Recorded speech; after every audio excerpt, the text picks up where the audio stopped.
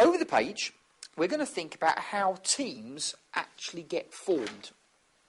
So in other words, what do you have to think about when you're putting a team together?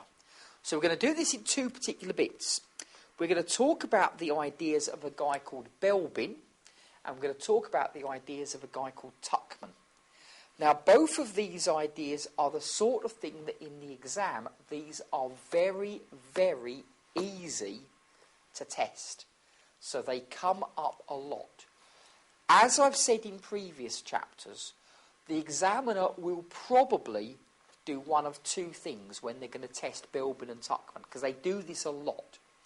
The first thing they will do is they will perhaps test your knowledge about, do you know what is in the theory?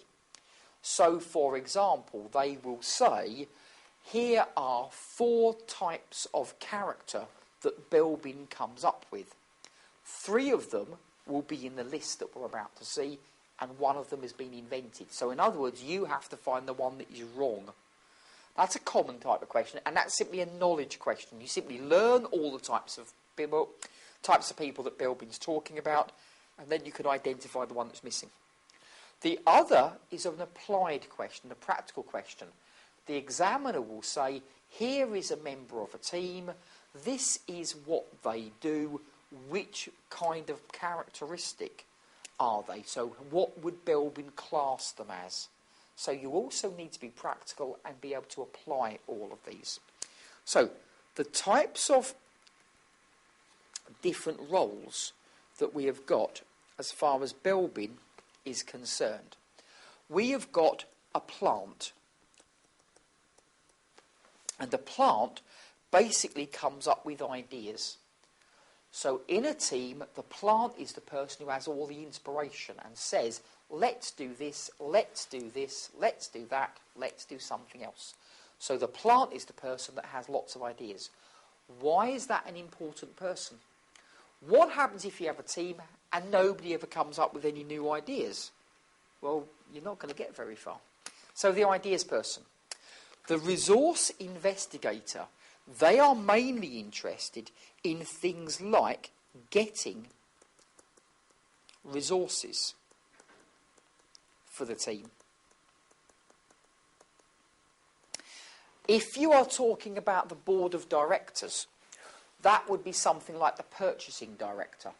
So the board of directors says, right, we are going to do something, and the purchasing manager goes off and actually gets the materials, gets the labour, gets the machinery that we need. A resource investigator, very, very important. They actually spend most of their time dealing with people who aren't actually part of the team at all.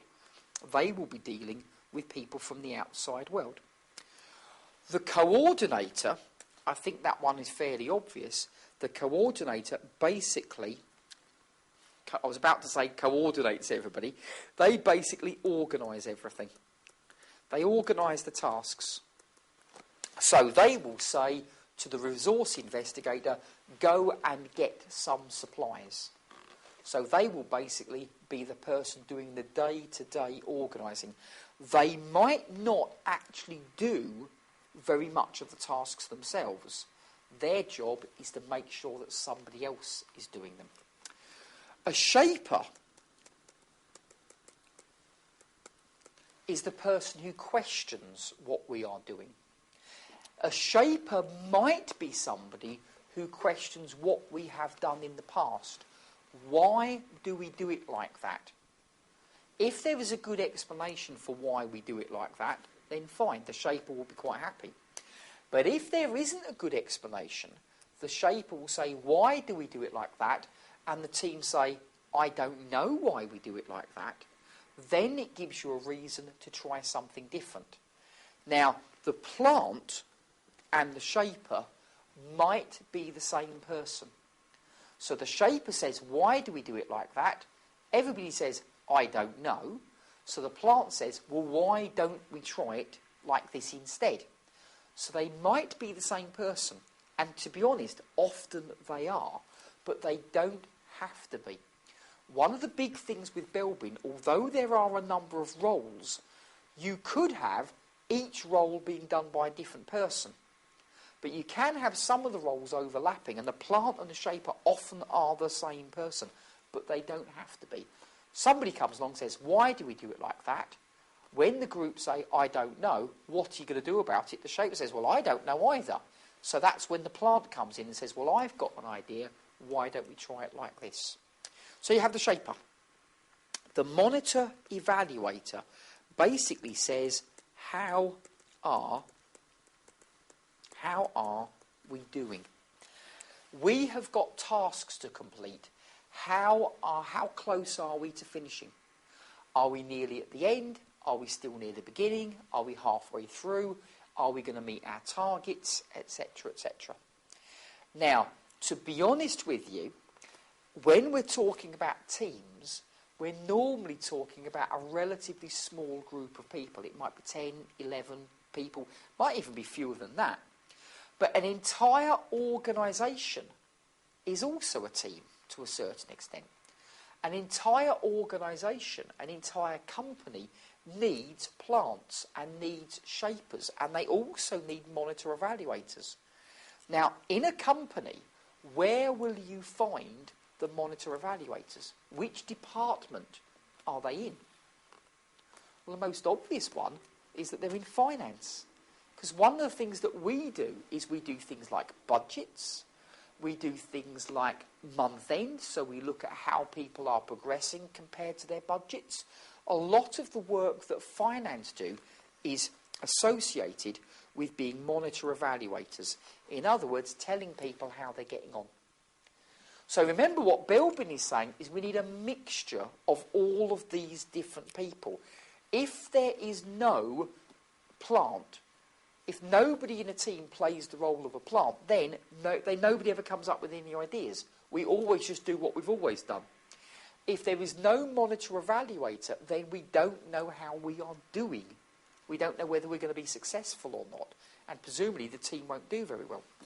The team worker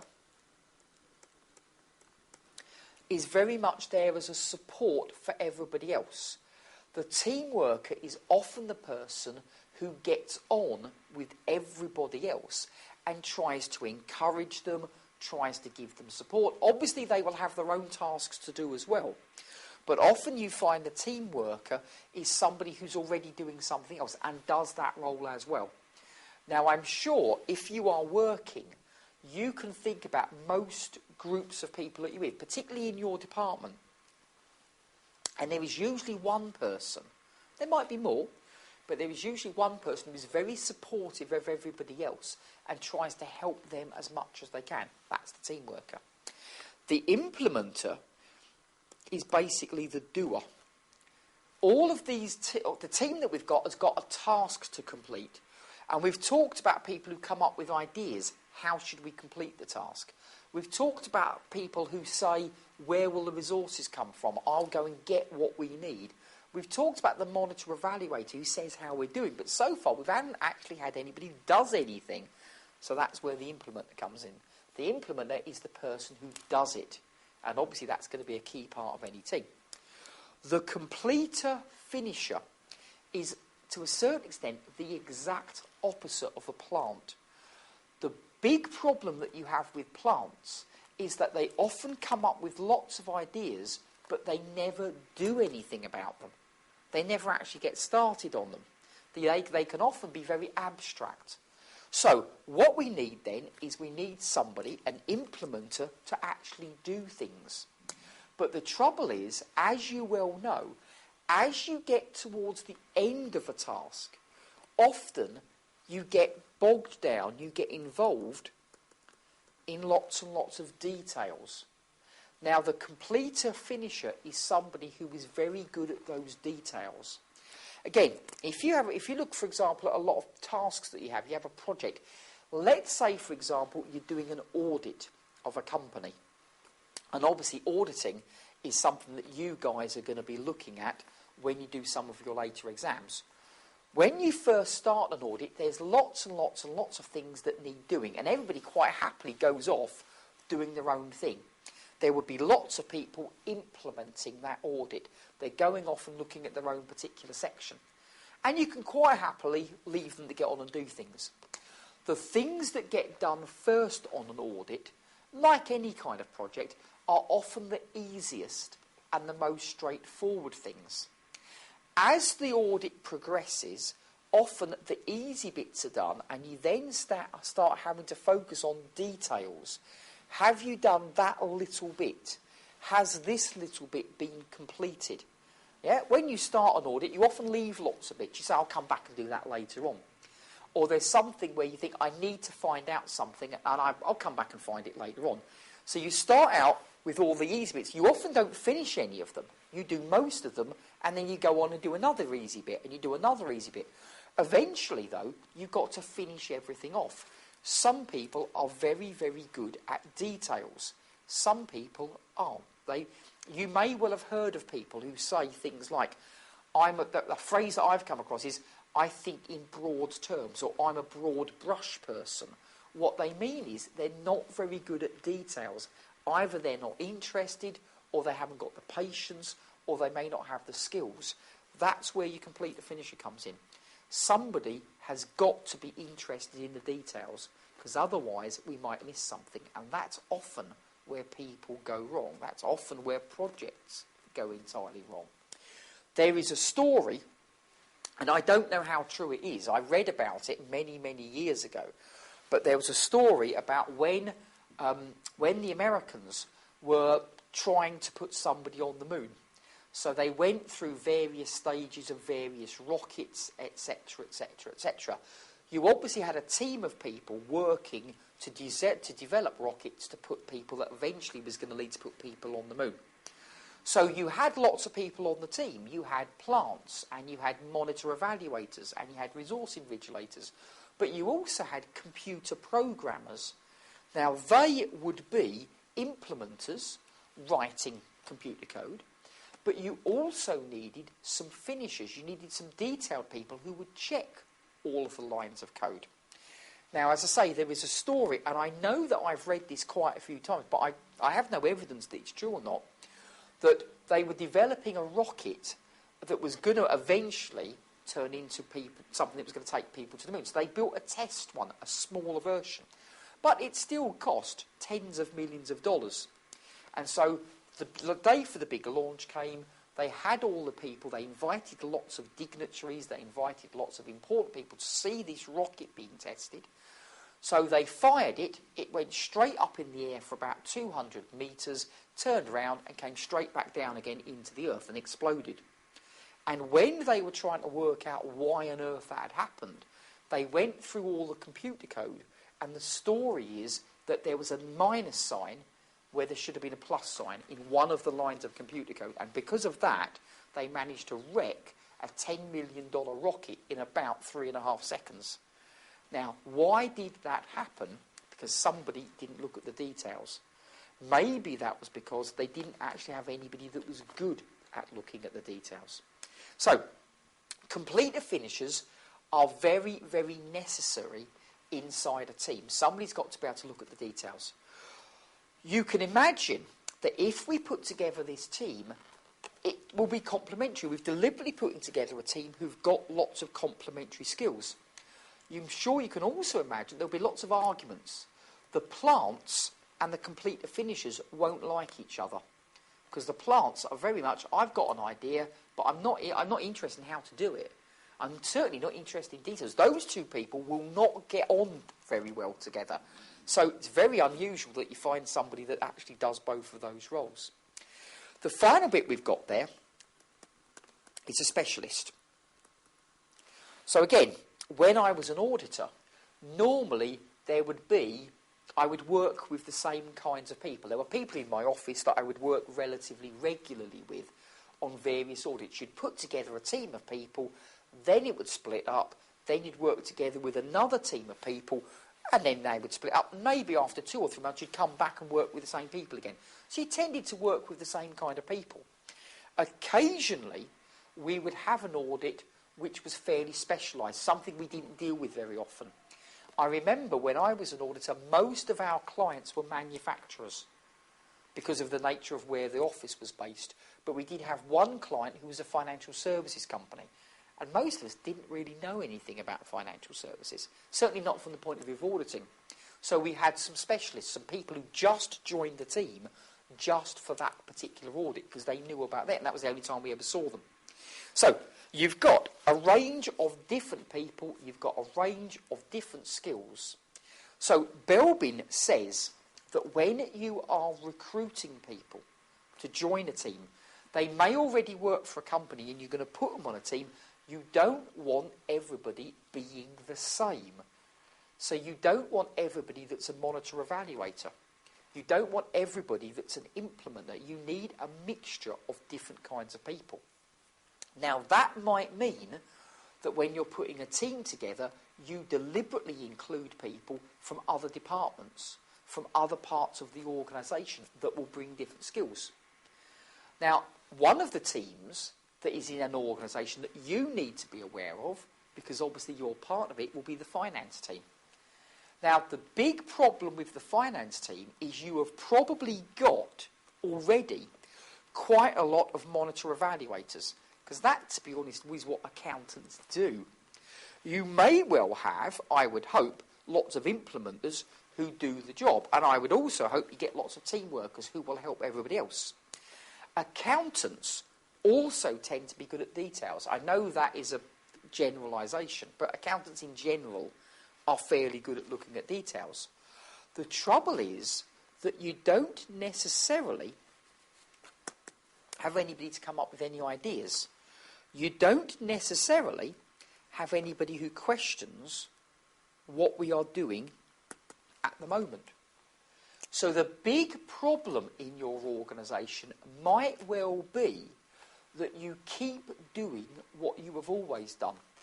You keep doing the same reports every month. You keep using the same internal controls that you've had in the past. Why? Firstly, because nobody ever questions whether they're still appropriate.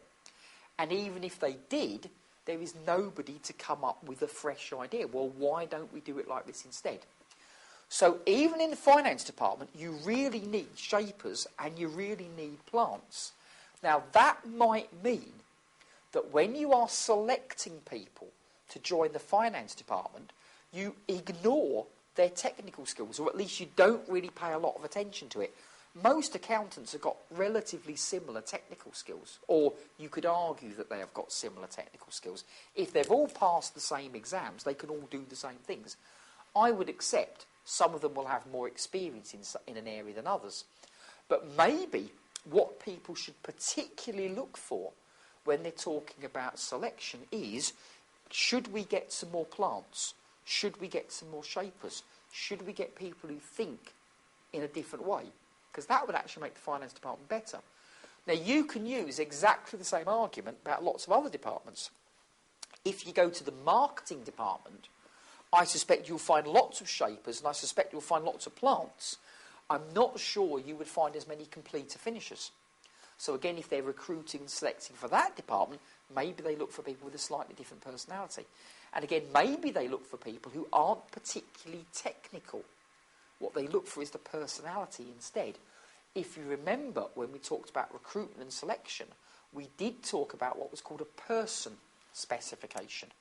And maybe what we need to look for then is somebody who fulfills one of Belbin's criteria and not worry too much about their technical skills. There'll be enough other people in finance who can do some accounting.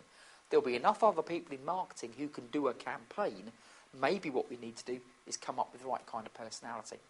So in the exam, one thing that might happen is the examiner gives you 3 of those and gives you one that the examiner has made up. You have to find the odd one out. Or what you may have is here is a particular person in a team, here is what they do, what role are they filling?